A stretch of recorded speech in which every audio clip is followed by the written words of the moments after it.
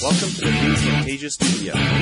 We encourage you to watch and play with this Getting Started project video and learn some of the most important concepts of using the editor. If you want more in-depth tutorials that will walk you through the entire process of recording, editing, and sharing your videos, then please watch the Getting Started tutorials using this link for the help menu. The editor is divided up into three main areas: the clip bin, the timeline, and the canvas.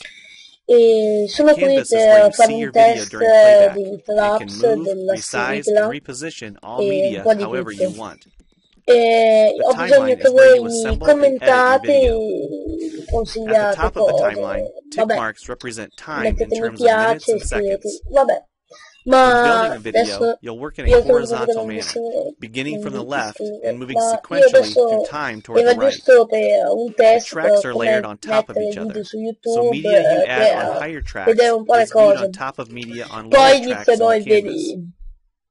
For example, this callout is placed on top of the video track on the timeline, and therefore is on top of the screen video on the canvas. If I drag the video track on top of the callout on the timeline, the callout is now hidden behind the video on the canvas. Use the zoom slider to magnify the view of the timeline. This is very helpful when making precise cuts and selections, like removing ums in your audio. New media can be dragged and dropped on an existing track, or a new track is automatically created when media is dropped at this location at the top of the timeline. To change the position of a clip on the timeline, just drag it. To change the duration of a clip, drag the edges in either direction. An important part of the timeline is the playhead. To view your video, click play.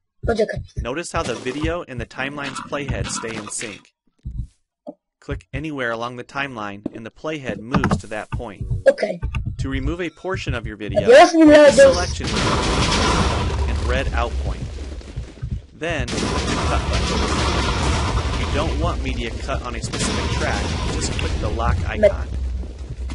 If you make a mistake while editing, press Ctrl-Z on the keyboard to undo, or choose Edit Undo.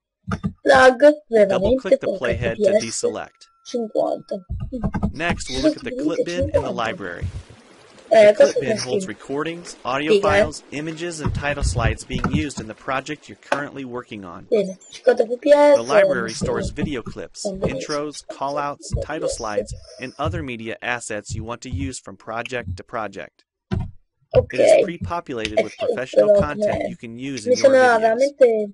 You can download more media from our website by clicking this link. You'll find a lot more music, callouts, and animated titles to use in your projects, and it's all free.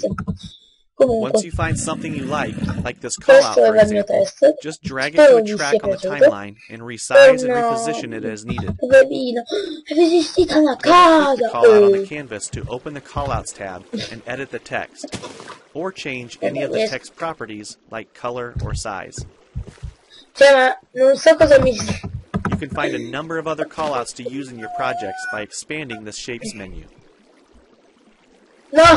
You've probably noticed the video zooming in and out at times. For example, here when it's zooming into the timeline. To learn more about adding and customizing zoom and pan animations to your video, check out the other Getting Started tutorials on our website.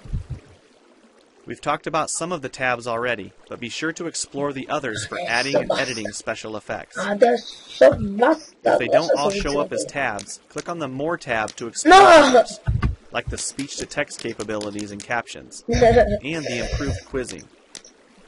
Also, transitions can now be dragged directly to the timeline and added on top of clips. So we've shown a few ways you can navigate and edit your video, but how do you get content into your video? To make a new screen recording, click the Record the Screen button. If you already have an audio or video recording you'd like to use, click the Import Media button. When you're done with your video project, you'll need to click the Produce and Share button to create a shareable video. Expand this menu to see a variety of presets. We have a new video player that plays back your MP4 video and includes other interactive features like table of contents, closed captions, quizzes, and even hotspots. These features are available when hosting your video on TechSouthScreencast.com, or the video and player on your own web server.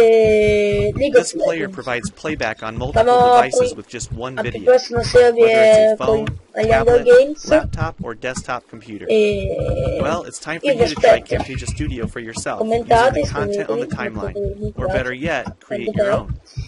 We have lots of free tutorials on our website, and I recommend you begin with the Getting Started series. Also, the help file inside Camtasia Studio tells you how to use each of the Camtasia Studio features and applications. One last thing. If you ever want to open this Getting Started project again to view or practice with, use this link here. Thanks for watching, and we hope you enjoy Camtasia Studio.